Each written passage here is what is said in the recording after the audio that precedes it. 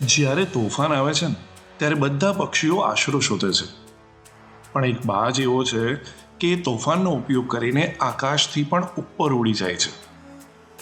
દોસ્ત, તમારી મુસીબતો તમને હરાવવા માટે નહીં, પણ તમારી અંદર રહેલી શક્તિઓને જગાડવા માટે આવે છે.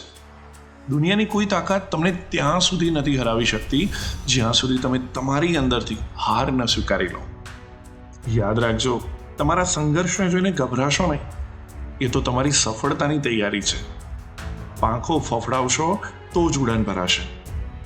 ઉઠો, આળસ ખંખેરો અને પોતાની જાત પર વિશ્વાસ રાખો. તમે જે ધારો એ કરી શકો છો, કારણ કે તમારા લોહીમાં લાચારી નહીં પણ લડવાની જીદ હોવી જોઈએ. એ તમારે જ નક્કી કરવાનું છે કે પક્ષી બનીને આશરો શોધવો છે કે પછી બાજ બનીને આકાશ ચીરવું છે.